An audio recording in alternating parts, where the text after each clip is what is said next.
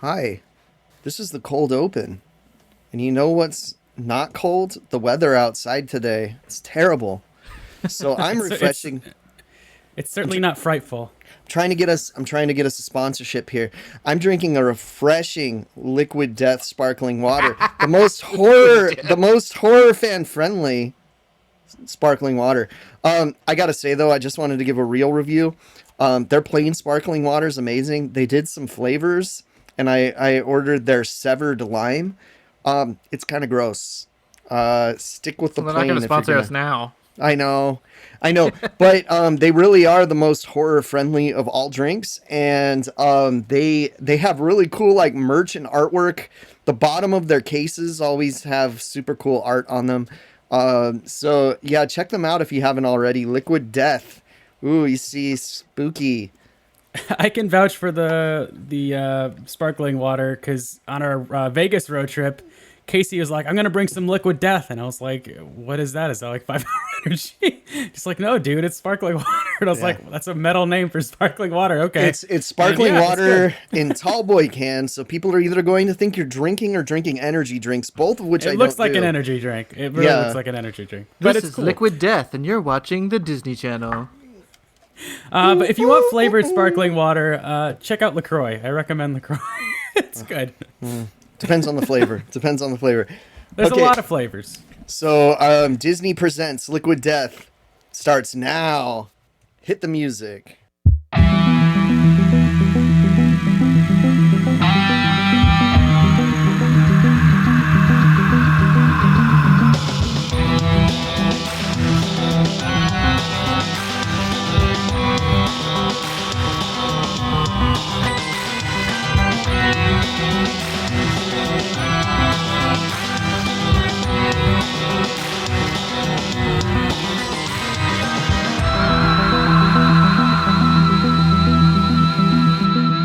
When it Welcome comes to a.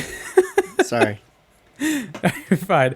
Welcome to another miserable podcast, Horror Decomposed. Everybody, my name is Zach. Joining me today, the full gang is back together. Ahoy hoy. Professor Casey. Hi. How was the teacher trip? It was decent. Like I saw cool podcasting stuff. Oh, also I won at 80s music trivia and defeated over 100 other teachers. So Why did I think this was like a camping trip?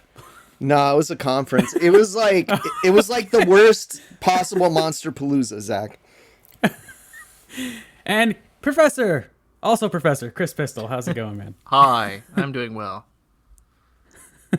You guys have done all sorts of traveling. I'm the only one that hasn't done shit. I need to rectify that. You should do something with your life, Zach, before you end up living in a van down by the river. I've driven about 500 miles in 2 weeks.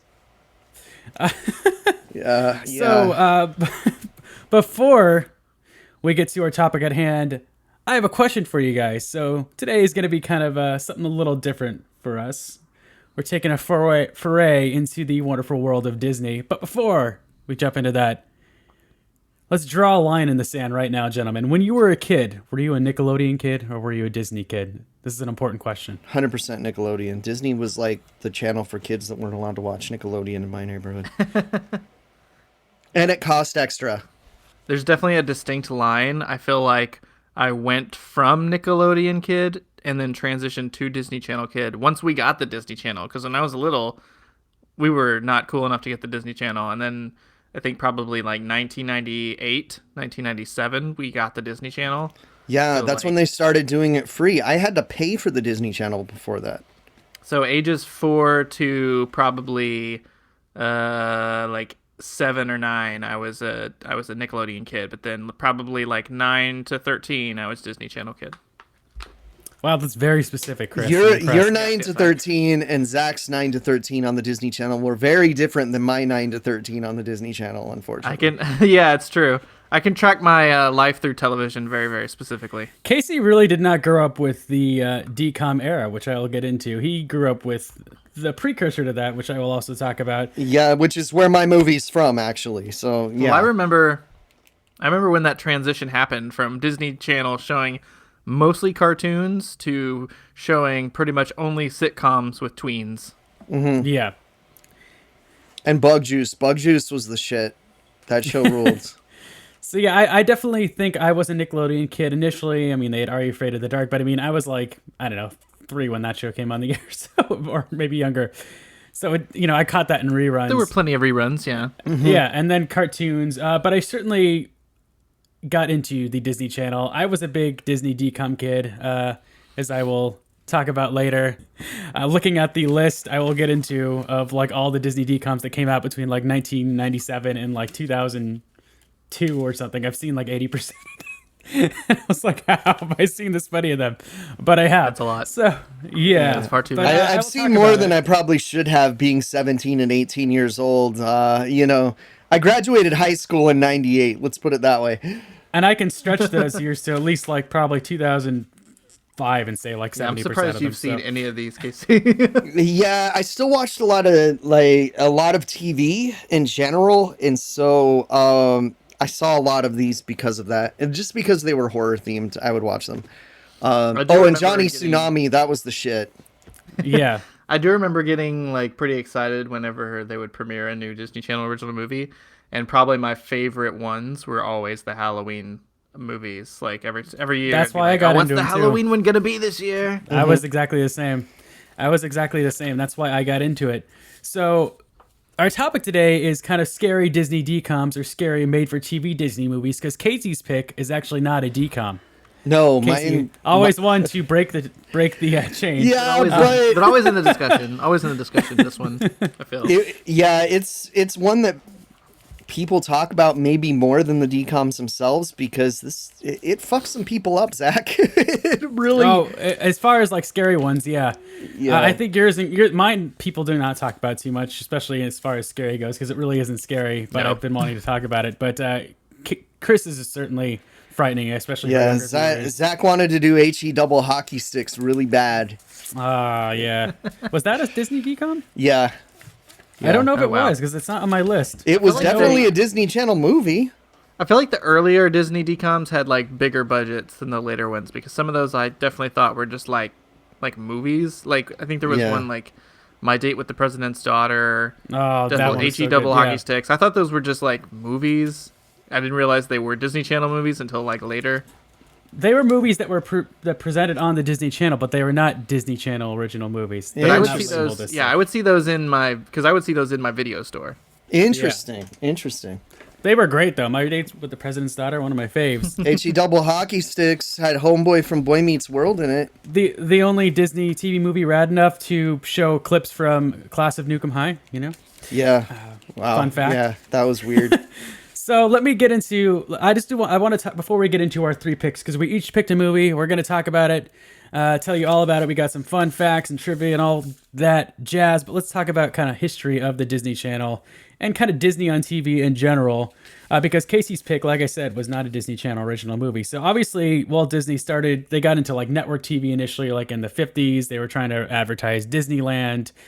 Were like on ABC in the mid 50s. They had Walt Disney's Disneyland, and then they had another show called Walt Disney Presents. They had a lot of shows. They went to NBC. They had Walt Disney's Wonderful World of Color, yada yada yada. We had Fox. We had Fox slightly when I was a kid. Yeah. It used to be on Channel 11 here, which was Yeah, a little I'm not going to weird. get into all the programming Yeah. that was on that stuff. Some of it was cartoons, some of it was westerns. A lot of it was most of it was to advertise the park in some way. Fox Kids was created because they got screwed out of the Disney afternoon. Yeah. But eventually they decided, we should make our own like premium cable channel, the Disney Channel. So like in the early 80s, they kind of stepped away, I think, from network TV for a minute to sort of focus on that. And Disney Channel launched in April 1983. It had like a 16-hour per day programming schedule from 7 a.m. to 11 p.m. I had it, and that 7 a.m. was Mickey's Mousecercise, which was an exercise show based on Disney, and you would exercise to Disney songs, Zach. And that's why Casey has the Greek god physique you see before you today. Exactly. Fucking Adonis.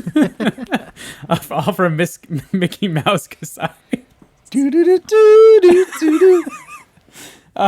So the first Disney Channel TV movie was actually something called Tiger Town, starring Roy Schneider. Not fighting a shark, unfortunately. He plays a baseball player from the Detroit Tigers. That premiered in October 1983, but it was not a Disney Never Channel saw original it. movie. From 1983 to 1997, Disney Channel TV films were known as Disney Channel premiere movies. And looking at the list of these movies, I haven't seen a majority of them. Most of them were more like period piece, kind of biographical dramas. The standout that I remember the most was the Not Quite Human series, which, Casey, you probably know. Yeah, I actually read the books before they were a TV series. Yeah, those were cool. Those are the main ones I recognize. But alongside these kind of Disney Channel premiere films, Disney kind of went back to network TV, as we're going to get to with Casey's pick. And they launched a program from 1986 to 1988 called the Disney Sunday Movie, and that was presented by Michael Eisner. And that's where Casey's pick, Mr. Boogedy, debuted in an episode. But you also got lots of other interesting things that debuted on the Disney Sunday Movie, like the cult classic Splash 2, which aired in two parts in May 1988. That was a two-parter. Yeah, because it was only an hour-long show. Eisner. Yeah, it was a 2-hour show, and 5 minutes of it had to be Eisner introducing. So 2-hour movies, 2 parts, yeah. So yeah, Disney Sunday Movie, they aired some original stuff, some stuff from their backlog, like the Apple Dumpling Gang, specials like Disney... Apple Dumpling Gang is the shit. Yes. I've heard the sequel isn't Don great, Knotts but... stand. Don Knotts is the best. Yeah. And they also had specials like Disney Goes to the Oscars, some looks at like their animation. To make matters more confusing, the Disney Sunday Movie, the series also aired on the Disney Channel. So like, what the fuck? Yeah, and they also had Wonderful World of Disney, which I forget where it aired, but it also played Boogedy. It's utterly confusing because this was like on ABC, but it also aired on Disney Channel. But it was not a Disney Channel original movie. It was a movie that was part of the Disney Sunday Movie. Right. And then they also had other movies that debuted on ABC as ABC Family films that were produced by Disney, like Escape from Witch Mountain, the remake. Susie Q, The Paper Brigade. God, I think was probably one of those. I remember the Witch Mountain remake. Yeah, I think The Paper Brigade fell into the same hole as like My Dates with the President's Daughter is just like a non-labeled Disney. I remember movie, seeing that one at the video store too. That's one of my favorites as well. The only Disney TV movie with Robert Englund. Definitely check that one out. There was one with Ernest with Jim Varney, where like he's a criminal who gets like kidnapped by some kids and held hostage in a treehouse. Oh, that sounds like fun. Anything with Jim Varney. Great, I'm sold. So yeah, all this info is brought to you by the wonderful world of Wikipedia and Disney fandom Wikipedia. So, okay, hey, it's cool because you know what? Wikipedia is wrong about my movie, and I can't wait to talk about that. There's that one guy on YouTube who's doing a really in-depth deep dive into every single Nickelodeon show right now. He's doing an episode per show, which he should have going for the next like 10 years at the pace that they're coming out. Just from the amount of shows you have to go through. But someone needs to do this for the Disney Channel. Someone needs to do an insane deep dive. Do you guys know what the first Disney Channel original movie was? Like the first labeled Disney Channel original movie? Was it Brink? It was Brink. No. Much was later. Xenon, the first one I remember was future. Girl No. from Xenon? No, Xenon was later. What was Under Wraps. No! What? That's the first one that is officially listed as a Disney Channel original movie. There is a movie... I remember Under Wraps coming later. Some people dispute that and say it's a movie called Northern Lights with Diane Keaton, but that was not included in Disney's like 100 DCOM like movie countdown a few years ago. Under Wraps was declared the first official Disney DCOM. So and probably the first one that got remade on Disney Plus, also, right? Like probably interesting, huh? Maybe they're working again in order. like things like the Paper Brigade, stuff like that predate that, but they weren't labeled as Disney Channel original movies. So with all that history behind us, Casey, do you want to present our first pick today? On the next Disney Sunday Movie, the Davises are moving into a new house. Definite fixer-upper. Where the tenants are deceased, but not departed. This house is not haunted. Keep an eye out for the Boogedy Man. What Boogedy Man? Boogedy, Boogedy. Now it's every man, woman, and child for himself. I saw him! What a weirdo. Dad's gonna negotiate with Mr. Hamburger Face. It's spirited family fun. Mr. Boogedy. Yeah, okay, so I'm talking about Mr. Boogedy. Those of you that are my age, I'm 41. You're probably like, that scared the shit out of me. Don't talk about it, Casey. You go back and watch it. Like, a lot of my friends were really scared of this movie growing up, and I see a lot of people talk about it still, like how it scarred them for life. And it's about a ghost that looks like Ivan Ooze, basically, mixed with Freddy Krueger, but you don't see him until the last 7 minutes of the movie. So the movie's actually about a family that moves into a haunted house that they purchased in Lucifer Falls from Devil May Care Realty with a big Satan on the sign. And their realtor is Gomez Adams himself, or as Zach likes to call him, Adam Gomez. Adam Gomez. But yeah, he like filmed this like around the same time as the Mystery Magical special that I've talked about in the past, which just kind of gives me similar vibes of. This is when he was doing like how Grandpa Al Lewis had like a million cameos and stuff. Like John Astin was doing the same thing, and and it's better for it. Trust me. He's great in this, yeah. So a family that's fronted by a dad who works for Gag City, who does novelties and gags and stuff like that, and has a very interesting font that looks like it says Gay City most of the time. They move into this house with their pranks, and the whole family likes pranking each other. So is it haunted, or are they just pranking each other? I don't know. His family actually has some very famous children. The older sister is played by Buffy the Vampire Slayer herself. I'm talking the real one, Kristy Swanson. Thank you. No, the show's great too. I'm just kidding. Don't come at me. Also, the middle son is David Faustino, better known as Bud Bundy himself. And then I have a fun fact for you about David Faustino. That his brother's in the Monster Squad? Oh, yeah, that's true. But no, that's not the fun fact. It relates to Mr. Boogedy. Joaquin Phoenix auditioned for the role that David Faustino got. He lost out to David Faustino and Mr. Boogedy. Mm-hmm. Nice. I'm sure he regrets it to this day. We read the same article. Also, the youngest kid is Benji Gregory, who was the kid from Alf. And they eventually find out that they're haunted by not one, but 3 ghosts. Some stuff happened in... Well, they say 300 years ago with Pilgrims, which with the time this was made is a little off timeline-wise, unless they're secret Pilgrims that predated others. But there's a widow, her son that is played by the kid from Munchie Strikes Back, or Munchie. He's one of the Munchie kids. I forget which one. He has a cold, so he sneezes. They hear sneezing all through the house. And the mom can't find his ghost. They can't rest until they find it. But there's this evil Mr. Boogedy that kidnapped the child with a magic robe that he sold his soul to the devil to get. This is a Disney thing, by the way. And he cast a spell when they were all in the house together, and it blew up the house. And then whatever was built there was cursed and haunted.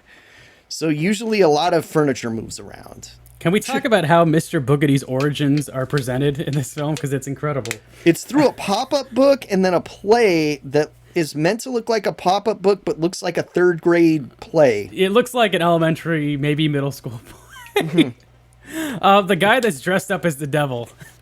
Tremendous. In like this spandex shiny red outfit.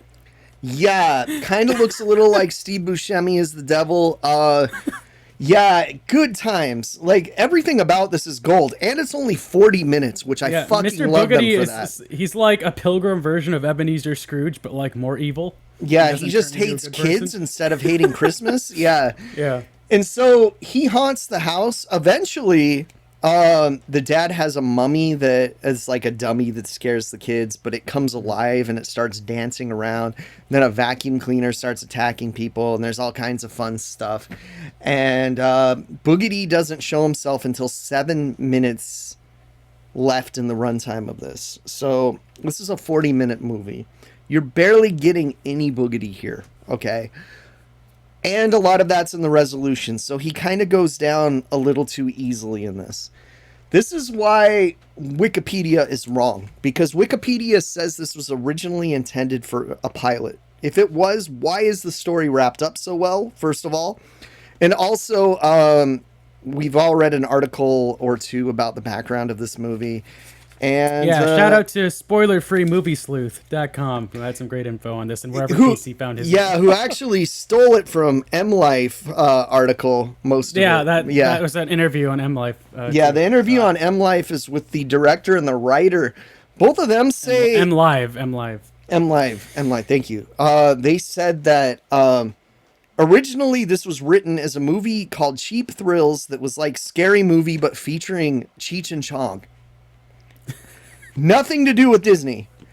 It got rejected because I think it was Paramount they pitched it to.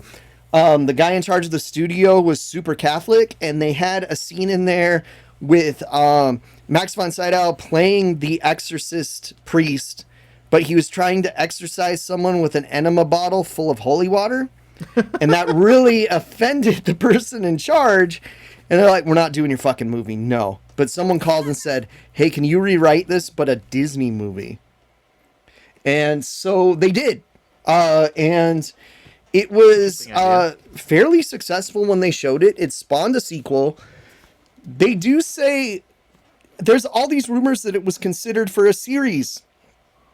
But the creators have come out and said that no one ever sat them down and talked to them about it and said, we want to make it a series. But that allegedly Michael Eisner was a big fan of this movie.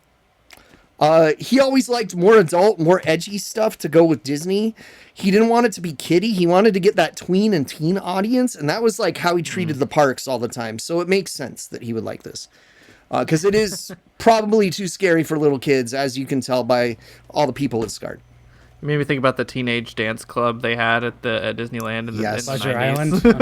No, Videopolis. Videopolis.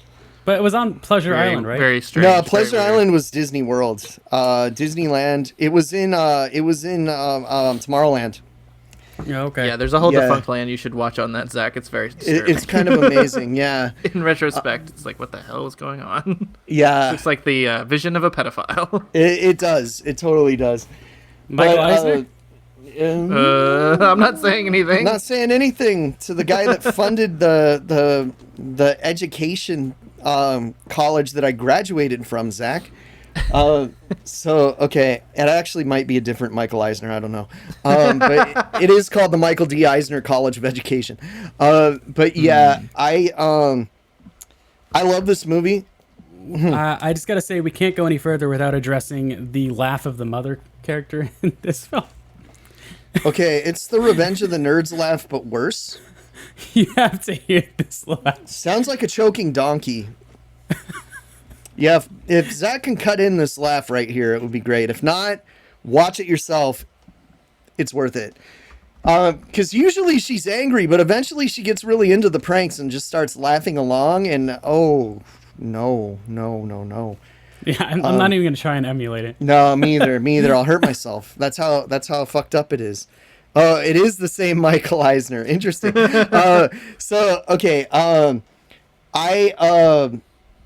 I was very into this movie. I absolutely loved it. I loved that it was only 40 minutes. There is a sequel though. Okay. So while it wasn't big enough to start a series, it did spawn a 100-minute movie called The Bride of Boogedy that I believe was a Disney Channel movie. It's on Disney Plus. I have not watched it yet because it's 90 minutes and I just go, I don't know. It rehashes a lot of the same story, like the ghosts that were made peace with at the last movie.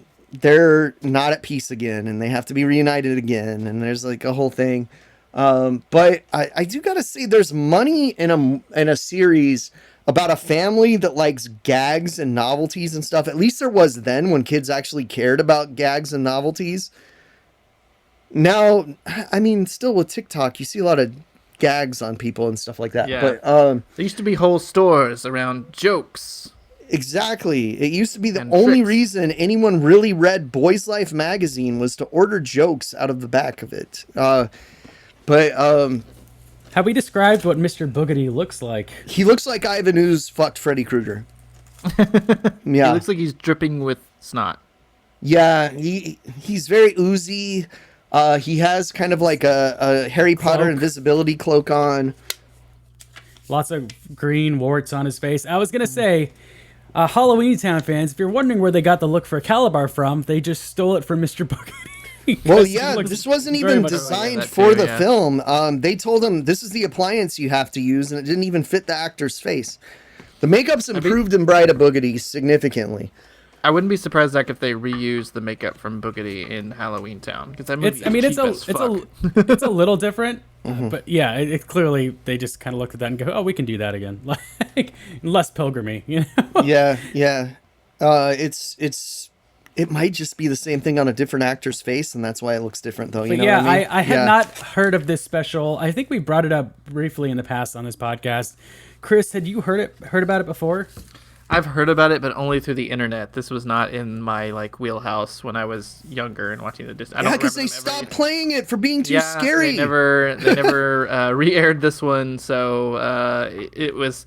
I feel like it laid dormant for a while until people started making YouTube videos, and then it sort of had another. I absolutely give this 5 stars. You have to see this. It's 40 minutes of your life. Just watch it. It's not even like that scary. I mean, the dad is owns a manager of a Spencer's Gifts, basically. I think I tried to watch this a few years ago as a sort of nostalgia Halloween thing, and I don't remember getting through it. I think I was bored. Just remember, you got to get to the last 7 minutes. That's the target. Okay, so you only have to get through 33 minutes. Yeah. I love the whimsy of it. It has, you get to this creepy old mansion that they've agreed to move into, and there's a sign outside that says "not really haunted," and then of course the knot falls off at some point and says "really haunted." That's funny.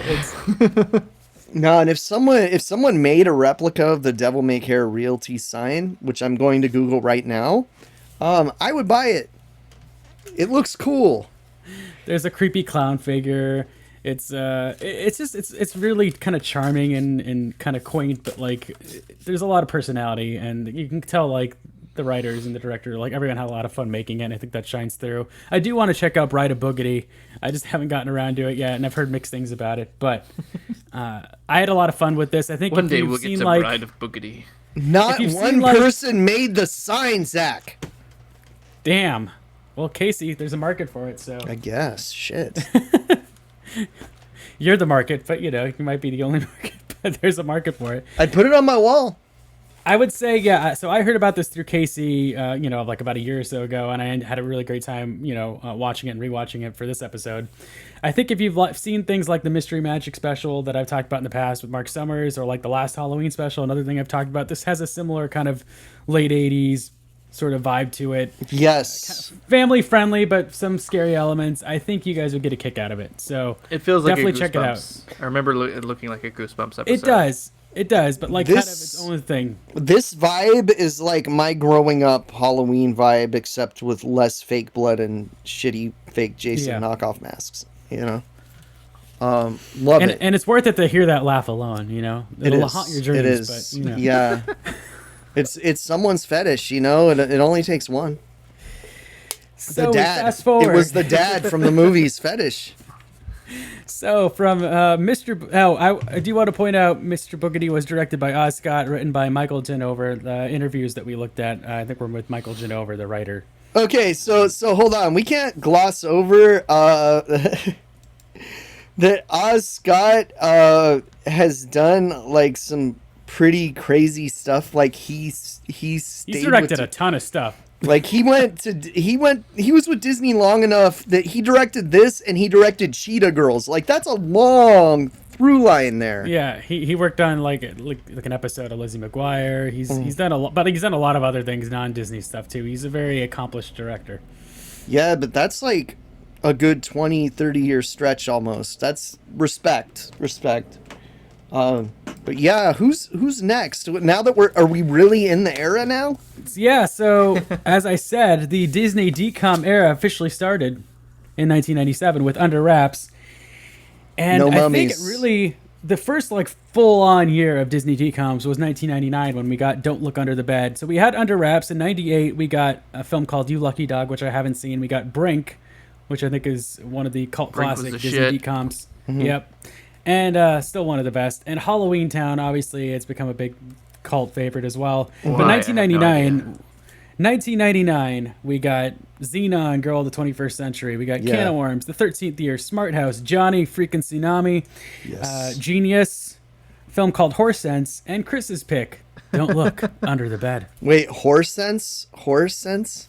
Horse Sense. Horse Sense. sense. Yeah. Starring the Lawrence brothers. Whoa. Frances McCullough is being framed by the boogeyman. The only one who can help her is an imaginary friend named Larry. Thank you very much. Thank you very much. Yeah. So, leave the light on. Keep the door open.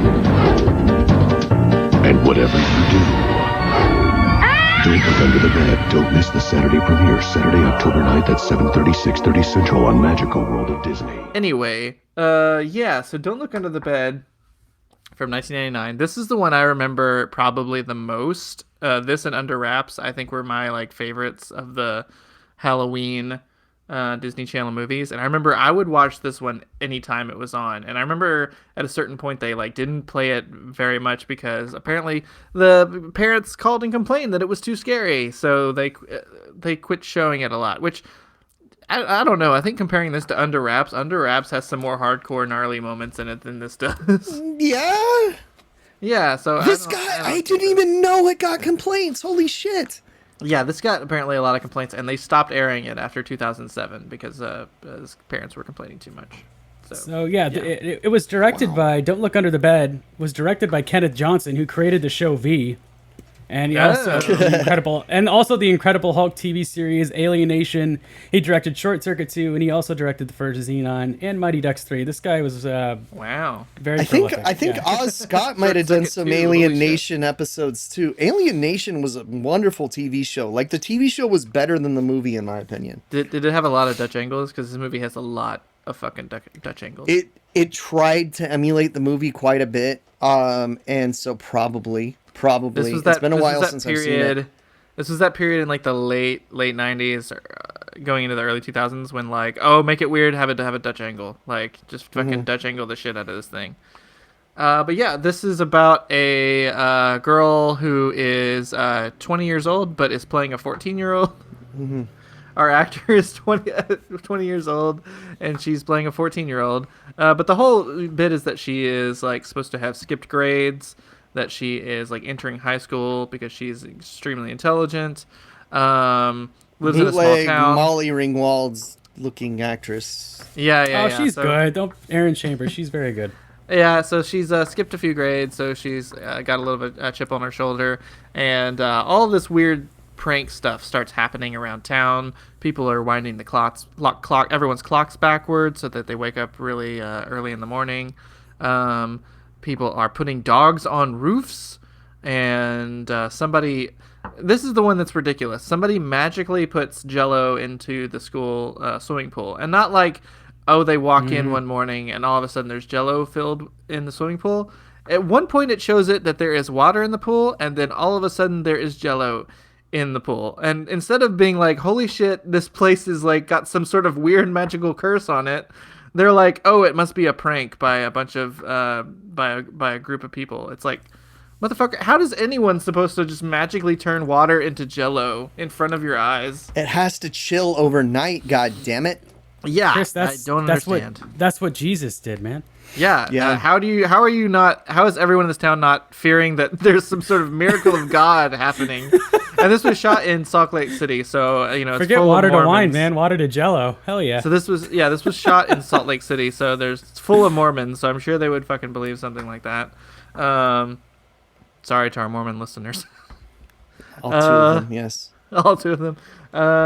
So all of these pranks start happening around town. Someone graffitis the initial B all around town, and all this stuff sort of conspires to everyone suspecting our main character. But then she starts to see a strange guy start to appear who has the very, very much like Jim Carrey type of persona to him. This was like the era when everyone was trying to be this sort of wild and crazy, wacky, like Drop Dead Fred type of persona. So this guy starts to appear. His name he refers to himself as Larry Houdini, and he says that all of this is being done by the Boogeyman. Yeah, it's played by Eric Ty Hodges II, who also played another Larry on Even Stevens, Larry Beale.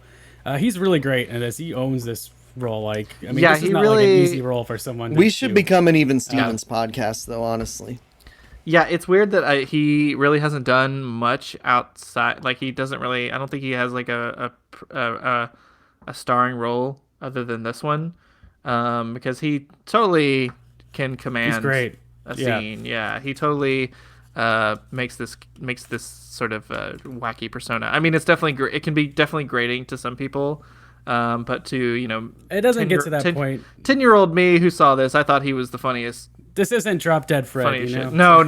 No. It is not that obnoxious at all. He actually makes this kind of wacky character have some depth to him.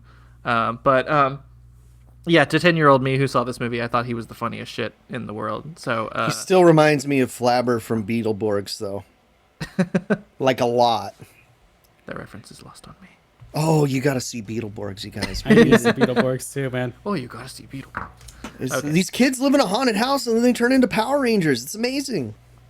So so Larry says this is the work of the boogeyman, and they start doing all this investigating of how they're going to try to stop the boogeyman. And the middle section of this movie is kind of slow. I mean, it kind of after the pranks stop happening, it kind of slows down a little bit until we get to our sort of like climax, which takes place in this sort of magical boogeyman world under the bed, which has a lot of creativity to it. And I think that this movie has like a ton of creativity behind its story, to its characters, even the side characters, like the main character's parents, the dad is played by Stephen Tobolowsky. They have their own like weird quirks to them, and are the scenes where they're just talking about her and like what they're gonna do with their daughter, who they think is pulling all of these pranks, is pretty funny and interesting. But yeah, this movie has like a ton of creativity to it. I could totally see this like giving this like a proper budget and making this like a proper Disney film from this era, and it totally would work. It's just a shame that it was made for TV, so parents like complained about how scary it was and how much it was traumatizing their kids. If those of you that haven't seen it, though, if you just look up the images, some scary shit for kids. But I guess it wasn't that bad. Nothing really scared me. But I mean, granted, I was 10 when I saw this, so I was kind of over it. But nothing really traumatized me about this. I mean, the boogeyman is like threatening, but at the same time, like kind of humorous. At the same time, like it cracks. Then you get the body horror. Rhyme. You get body horror of turning into the boogeyman yourself, and yeah. I guess there's some of that, but it's nothing too horrific. I mean, Larry is like growing like grotesque teeth and fingernails and stuff like that, but it's not like shit's. It's not like it doesn't ever get into like David Cronenberg territory or anything. Yeah, and I was trying to find out who did the makeup in Don't Look Under the Bed, and I believe it is Rick Stratton, who's worked on lots of different things, including The Last Starfighter. Oh, and, nice. Alien Nation. The stuff. Yeah, it gets fun Night. to where It's worked on a lot of different things. It has like a Fright Night vibe to it. Like it's fun that it gets into the last section where the Larry starts to turn into a boogeyman, and he's wearing these like giant teeth, so it's clear that like the actor had to dub all of his lines after the fact, because he's speaking like perfectly, but he's got these like grotesque teeth in there. But apparently there must have been so many takes where he just drooled and they had to. Oh God! But apparently this was almost scarier, because the original design for the boogeyman was a lot darker and more intense, and they actually eased it up a little bit. Making and people him still more complain. sort of Victorian. Yeah, and people still complain. I mean, to be like, if you're a little kid, I think this would scare you. Like, I mean, there's some pretty frightening makeups. What Larry's sort of slowly turning into a boogeyman, and his makeup is pretty gnarly. But I mean, that's like the point of the Halloween Disney movie. I mean, don't let your kids watch the Halloween Disney movie if you think they're going to be too scared. I mean, it's definitely not scarier than Under Wraps. And this movie looks a little bit... I need to see Under Wraps again, because I don't remember any part of Under Wraps being scary. But it's the opening bit is like a slasher movie. It's like a monster slasher movie. Like a monster bursts through a window, grabs a dude's head, and like forces it into a sink where a knife is stuck and spinning in the garbage disposal, like he is about to fucking slash his face up. Like I remember that being like hardcore. Not in the remake, I bet. Not in the remake, I bet. No. We will see. Yeah, this movie doesn't look as good as Under Wraps, though. I feel like this was like the era where they really started to go sort of in a sort of like digital, like, or at least flatter lighting kind of a thing. Apart from like the ending sequence where they go under the bed and there is some like sort of imaginative stuff, also some like god awful green screen.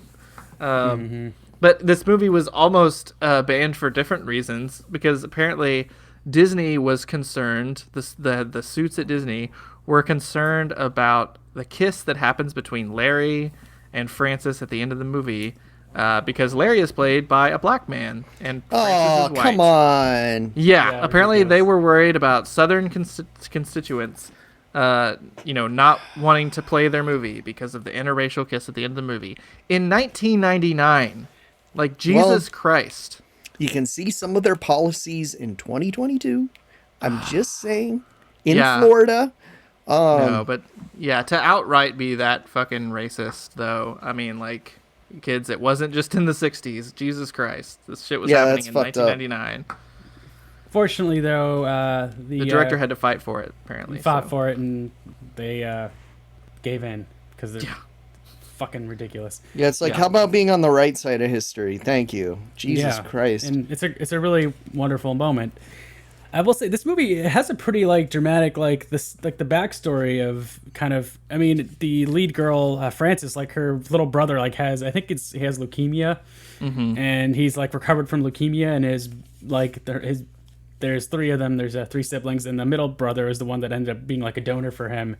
Yeah. And so like her kind of backstory is she feels guilty for not being the one that could help him. And so that's partly why kind of, I don't want to spoil everything, but kind of why, Larry is her younger brother, the one who had leukemia, as imaginary friend, which you find that out pretty early on. But but he doesn't see him anymore. He can't see him. Francis can see him for some reason. Yeah, and it gets pretty weighty with the drama, because the guy that is playing Larry is playing it super serious. Like, he's playing the loss of his friend, of this kid who believed in him. He's playing it very seriously, and his stuff, I think, plays really, really well. I think he actually gives, I think, a better performance than Aaron Chambers. Not to diss Aaron Chambers too much, but I think he's doing a really good job. There's a lot of range with his performance. He has to go from like very over the top, like to the Jim Carrey Riddler degree to very like dramatic kind of beats, and I think he does a great job. Yeah, for sure. It's definitely a movie that people should remember a fuck ton more than Halloween Town. That's for damn sure. It was erased from history, apparently. Yeah. Was this on Disney Plus, though? This is on Disney Plus now. Nice. Okay, cool. I think this was almost like too complex for like the Disney crowd that was watching it. I think that was probably an issue that ran into maybe the younger crowds. Probably didn't get all the subtext and leukemia and stuff. Like, it's pretty serious stuff, and it was maybe a little too much for some kids. But, it might not be goofy enough. Maybe that's what it is. I don't know. I mean, I'm trying to think about Larry what people. Houdini's pretty goofy at points, but yeah, I'm trying to think about what appeals to people for Halloween Town and trying to apply that here, but I honestly have no idea. I like Halloween Town, but like watching it, it's more like, it's like a nostalgic, like, it's like, oh, this is comfort food. Like, this is my issue with Disney DCOMs in general. Like, looking at them with a critical lens, because I grew up watching most of them, I have big nostalgia goggles. And so removing them and going, oh yeah, this isn't that good. Sometimes nostalgia is a shit sandwich, Zach. Sometimes it's a shit sandwich. I think sometimes those nostalgia goggles can fall from your eyes. Like, I mean, I liked Halloween Town when I saw it when it first came out, but I rewatched it, like several years ago, and I was like, Jesus Christ, this is not good. No, I think I like Halloween Town because it's about people that like kids that love Halloween, and it's embracing one of my favorite holidays, so I always will have a soft spot for it. And the thought of a magical world that revolves around Halloween is great. It has like no atmosphere to it, though. It has like Halloween Town is such a fucking like Party City version of Halloween Town. Yeah, but I hear that theme song and I'm transported back to being 7 years old. So like it's but Halloween Town 2 is better, just saying. Anyway.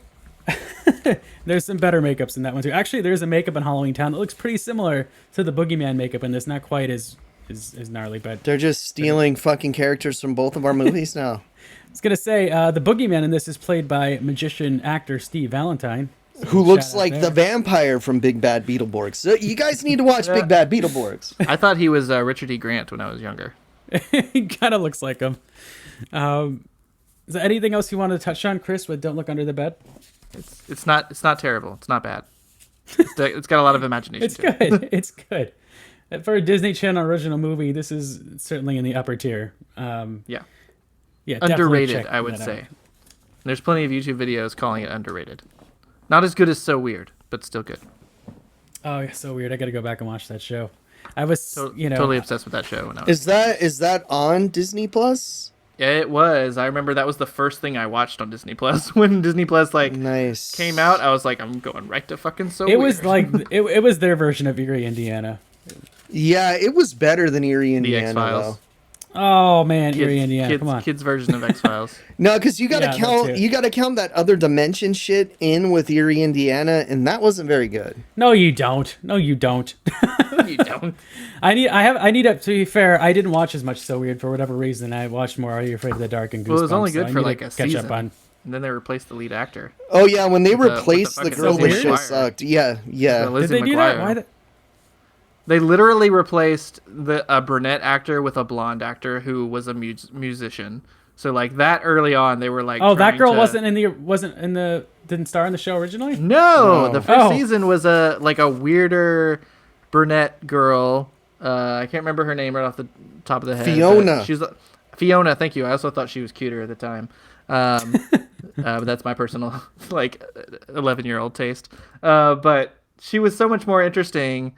And then they replaced her with a fucking Hannah Montana looking girl, and yeah, show went completely downhill after that. Man, what a weird choice. Like that early, they were trying to Hannah Montana-ify the Disney Channel. I totally did not even see that first season. I just remembered the blonde girl. So Oh yeah, you should definitely go back and watch that first season. Yeah, first season was really good, and then it jumped the fucking shark. That's yes.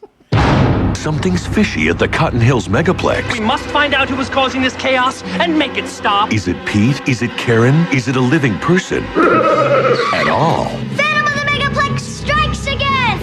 Tonight, You need me to help you solve this. Disney Channel asks, who done it? Maybe you two guys have seen way too many movies. Phantom of the Megaplex, a Disney Channel original movie. I want him found. Phantom of the Megaplex, tonight at 8/7 Central on Disney Channel. So we're moving right along.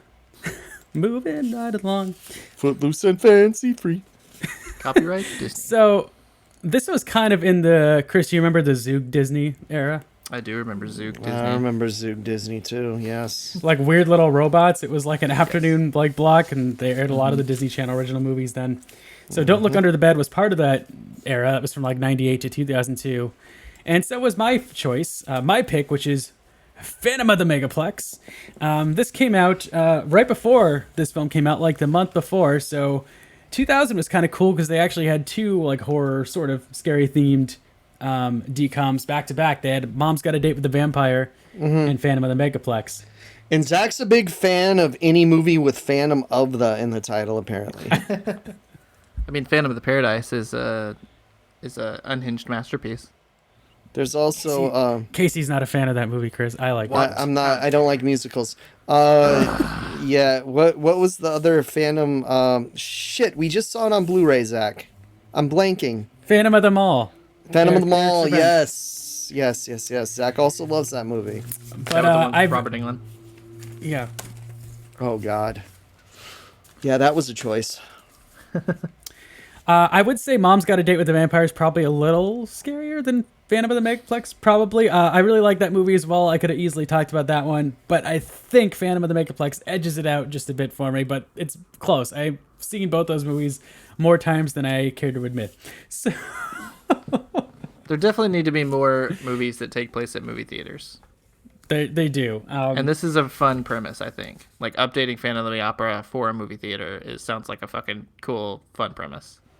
It's also the exact premise of Popcorn, but We already did our movie theater episode.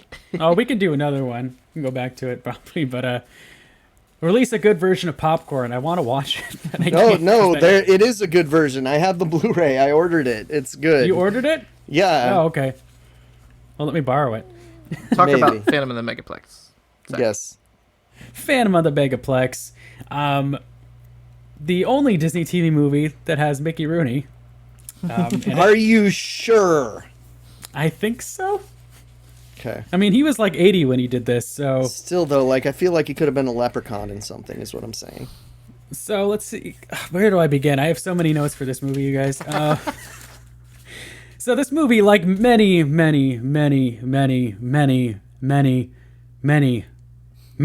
Disney Channel original movies start off with, it starts off with a voiceover. A voiceover that you hear for like 5 minutes, and then it never comes back. Yeah. This is Don't Go to me. Bed has that exact same thing. This is me. This is the new town I moved into. This is my brother. The movie's only an hour and 15 minutes long, so we have to really rush you into this. I'm the voice of exposition. I honestly don't mind it, but like, because again, this reminds me of like a simpler made-for-TV time. But I used to love voiceovers. Like when I used to think they were an interesting way to kind of express, characters' inner dialogue. But no. Then we got it beaten out of us in school. Yeah. Yeah, They just whipped us. they did. They took do out that some in leather film whips. school. Said no voiceover. Stop it. No. A script I was working on had a voiceover, and they whipped it out. Yep. Yeah, they do that real quick. Zach and I went to the same school.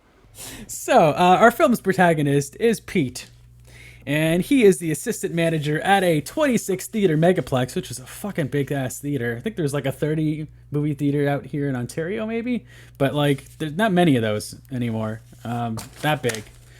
So, it's a 26-theater megaplex, and so it starts off, we get some, archival, some footage of the original Phantom of the Opera.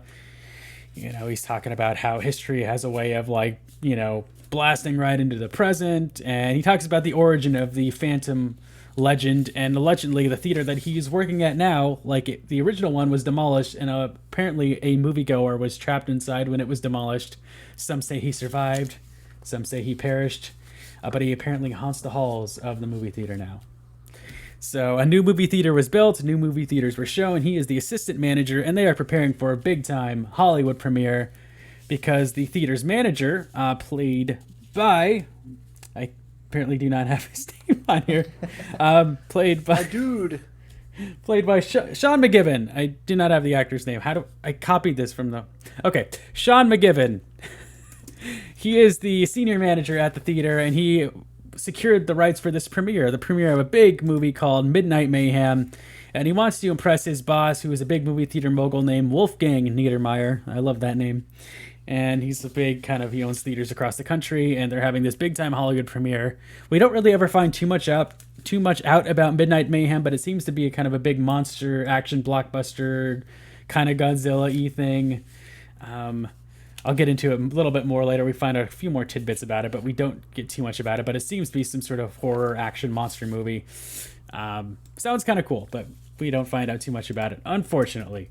So we meet. So with this voiceover, we meet all the employees at the Megaplex, and every employee has a nickname, or at least a nickname that Pete has given them, which I wonder if they're aware of. This is Harriet the Dick Spy Face. vibes here.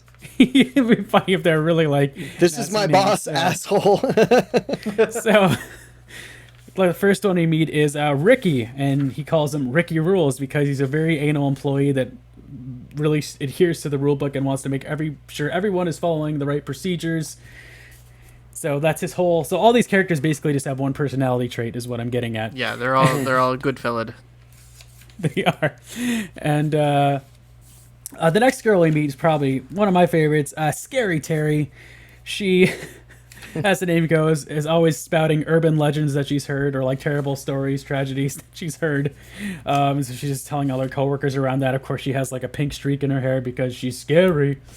The next one we meet is Hillary Honey, who just acts like a mom and calls everybody honey. So, Hillary Honey. The next employee we meet is question mark because he always responds to everything with a question. You know, one of those. Go clean up the aisle, Mark, with a broom like that. That's what he does. Then we meet Racy Lacey because she moves and talks really fast. Okay, that's Disney Channel friendly. That's okay. And then we meet Merle, just Merle the projectionist. He doesn't have a clever name because they couldn't think of one, I guess.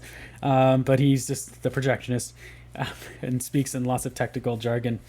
And then we meet Movie Mason, played by Mickey Rooney. His character, his family, owned the original theater.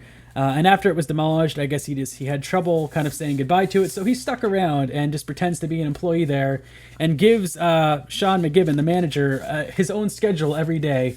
And then Sean throws it away. But he still shows up every day to try and help out. I'm surprised they haven't tried to send him to a home or something. Jesus. But he's great. He's great. As Pete says, they're always happy to see him, except Sean, who hates him. So they are, all getting ready for this big Hollywood premiere. They're there in the morning, and they're going to come back in the afternoon. So then we meet Pete's mom and his two younger siblings, who are the other kind of protagonists of the movie. The mom is played by Corinne Bohr, which, fun fact, my dad took headshots of Corinne Bohr when he was a photographer in the 80s. She's supposed to be very, very sweet. Nice. And then the other kids are Karen, played by Caitlin Walks. Sorry, I'm sorry, Caitlin. I totally butchered your name. And Brian, the younger brother, played by Jacob Smith, who I know from the Cheaper by the Dozen remake with Steve Martin. And that's it. But they play the other siblings. They're huge movie buffs. Their dad passed away, and that's kind of the backstory, but he was a big movie theater goer, movie fan, and so they kind of got it from him apparently. But they love going to the movies, and they're going to the movies the same night that this premiere is happening, but they're supposed to leave before the premiere. Anyway, so we have all this going on. Pete also wants to, besides kind of working the premiere, there's a girl that he really likes that he got passes to the premiere, and he wants to impress her.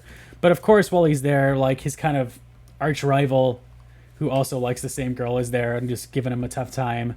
This movie theater has some interesting kind of displays. They have a sword in the stone thing, like a Disneyland, that people are trying to pull the sword out of, which kind of comes back later. Awesome. Does someone pull that sword out in the third act, Zach? They did. Fucking better. Bunch of hacks if they don't. It comes into play. You don't show a sword and then not use it in the third act. Yeah, it comes into play. So, as this premiere, it's before the premiere, as the film goes on, we kind of see the comings and goings of this theater. The kids are there. They try to get candy. The kid accidentally breaks one of the candy dispensers, and chocolate balls go all over the floor. So Pete comes out, and instead of just sweeping it up normally, he gets a trash can, he puts it down, he takes a hockey stick from some movie theater standee and starts shooting the candy into a trash can because I guess he thinks this is going to impress the girl that's there.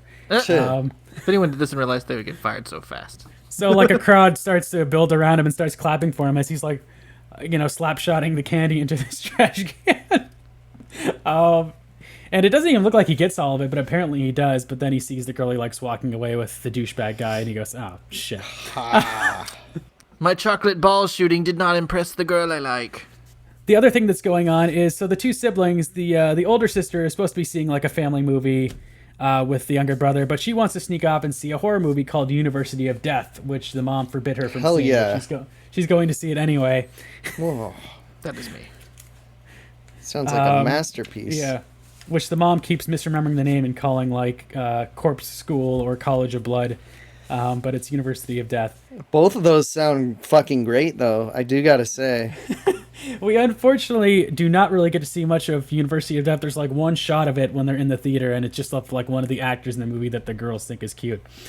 And that's one thing that disappointed me. So the Phantom starts causing mischief and mayhem with different movies at the theater.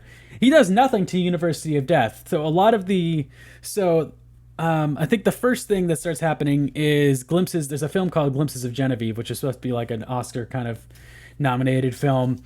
And so someone messes with the projector, so it racks in and out of focus. So you have like a patron come out and saying, when we paid to see glimpses of Genevieve, we had no idea that the title would be so literal. And so you have it racking in and out of focus. And so they have to try and figure out how to fix that. Sean, the manager, goes missing. They try and create lots of different suspects of who the Phantom would be. I can get into spoilers later. Maybe I will. I will say...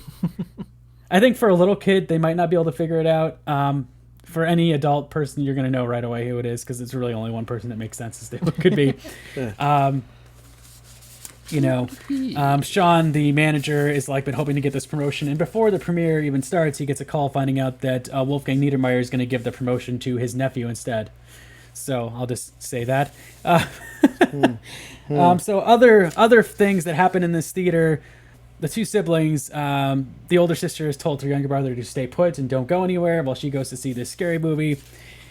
And the older brother is running around trying to keep everything in order while the manager is missing and they're trying to prepare for this premiere. But more weird things start to happen. There's a film called Cyclone Summer. And it's like a storm, it's like a Twister type movie. Okay.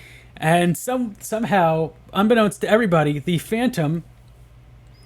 pushed a giant ass, like industrial size fan in front of this auditorium and turned it on without anybody fucking noticing. I guess they thought it was like an immersive William Castle gimmick. I don't know. Like that was part of the experience. This giant fan turning on and blowing everybody away. Those happen all the time. But it turns on. Yeah, you have like. You see like one of the employees walking past the theater and some like moviegoer runs out and goes or past the kids and a woman runs out of the theater going, "Save yourselves, kids, it's a tornado." And they go in there because at this point they're starting to investigate. I'm totally out of order with everything I'm saying here, but they're starting to investigate, and so Pete has to save the day. In this theater, the douchebag guy and the girl he likes are in this theater with a cyclone. So he goes to the front and is able to unplug it. So on the screen, you see the cyclone playing out. When he unplugs the fan, all of a sudden the cyclone goes away and the sun comes out. How the fuck is that possible? Unless it was like on some loop that was just magically timed to turn off when he unplugged it. That doesn't like that's not actually possible. So it has a lot of quirks like that, this movie. But none of it really bothers me that much. There's another thing that happens, like the popcorn machine starts making way too much popcorn and the off buttons aren't working. So Pete goes, "Why don't you just unplug the switch?" And he does, and then it turns off. Things like that keep happening. There's another movie called Cut to Black where the screen keeps just cutting to black. One of my favorite kind of pranks that the Phantom pulls is there's like an empty theater. And in this empty theater, there's like a trailer or like video loop playing that says Midnight Mayhem. Midnight Mayhem. It was a movie, but now it's real. And like a red demon face pops up onto the screen that looks like something you would see in one of the commercials for Cinema Secrets here in Burbank. It's like just a really goofy practical effects makeup and some guy laughing. It really reminded me of that, so I dug it. And then all of a sudden, as they're looking at this trailer from like the projectionist booth and trying to figure out who this Phantom could be, they see the Phantom come in, and the Phantom is just like in this shimmery kind of black robe, and he has a kind of translucent sort of Phantom of the Opera mask, kind of. And he starts installing this giant ass, again, kind of industrial size ventilator hose, and he pours like smog out of it, like fog, and it just like fills this empty theater for some reason. Really random gags. Yeah, really random gags. It would have been cool if he like was able to drop like fake blood on the audience in the horror movie or something like that. That would have been cool. They don't do anything like that. That Disney would not allow that. All right, guys. So while all these Phantom misties are gone, Sean, the manager, has disappeared. They find him once, and he's like been duct taped and tied up in a closet. And he just talks about how someone grabbed him and tied him up, and he doesn't know how he got there. So he comes out. Wolfgang Niedermeyer eventually shows up for the premiere, and he's wondering what the hell's going on, why he hasn't been answering his calls. They have like a bunch of balloons tied up on the ceiling for the premiere. One of the employees like pulls on a string. The balloons come down, and they're water balloons, and they hit everybody. And Wolfgang is not happy. So Sean, he disappears again at some point. Meanwhile, the mom's getting worried because she's out on a date with a guy that she's been seeing for a while that the kids really like and want her to marry him. But, she's like, it'll happen when it's supposed to happen. Anyway, So she can't get a hold of them. So she tries to call like the movie theater payphone.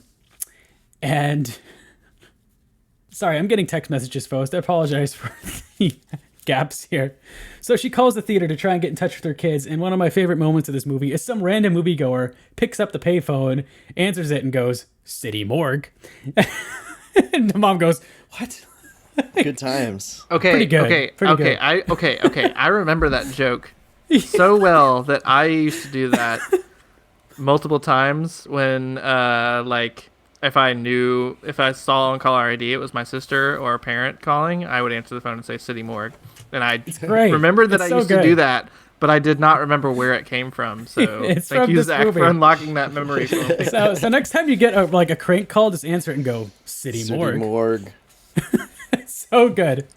It's so good. Okay, I need to talk about one of the weird, kind of quirkier things about this movie. Some like addition they've added to this movie theater. They invented a job for this movie that does not exist at any movie theater I'm aware of, called the cinema sitter.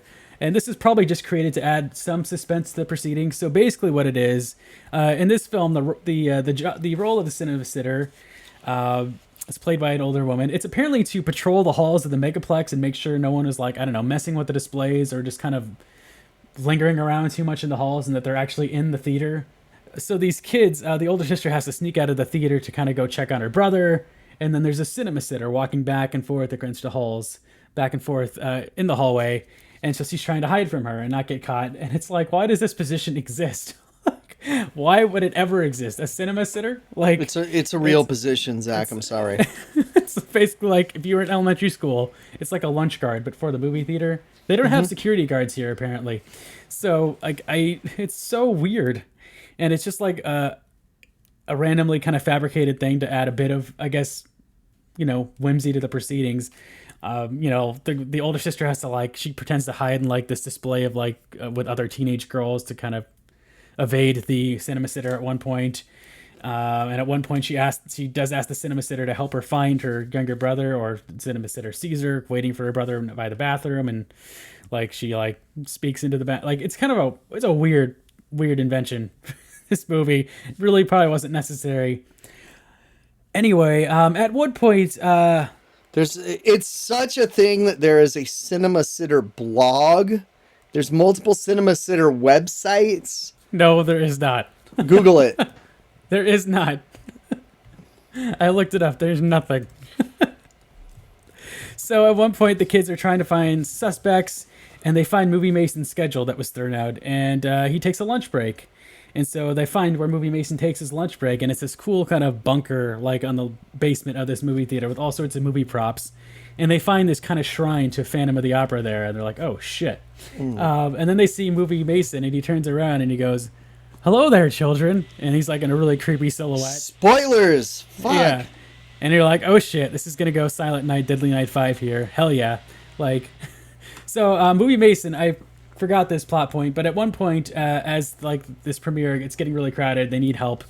Movie Mason's around, so Sean gives him a job briefly as a ticket taker. So he starts taking people's tickets.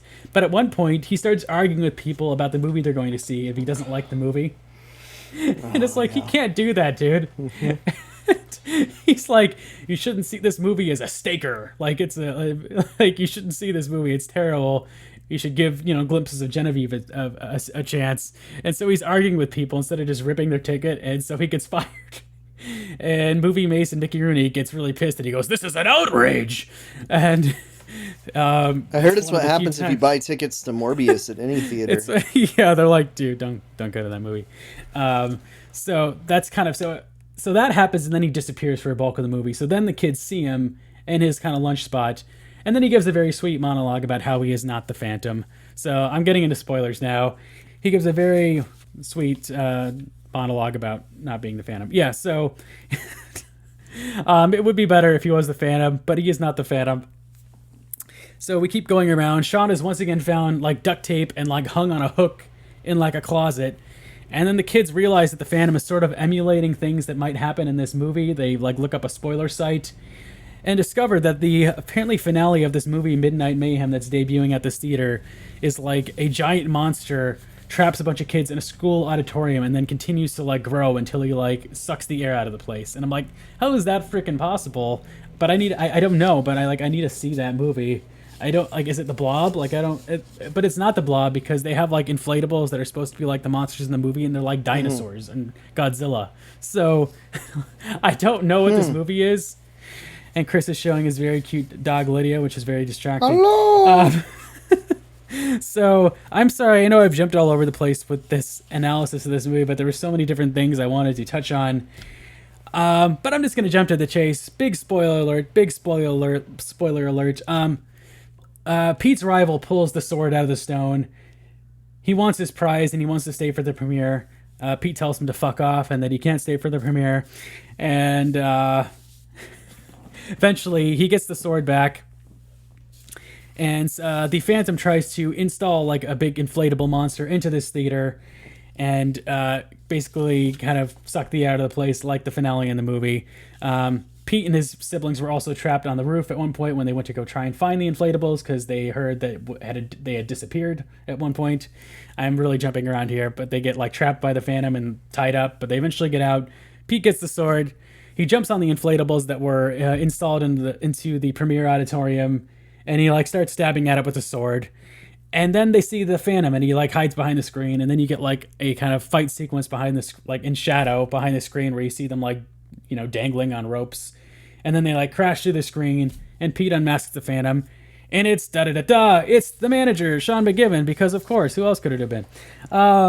Mickey Rooney. He was just lying earlier. And then Sean rips his face off, and it's actually Mickey Rooney. That would have been amazing, but no.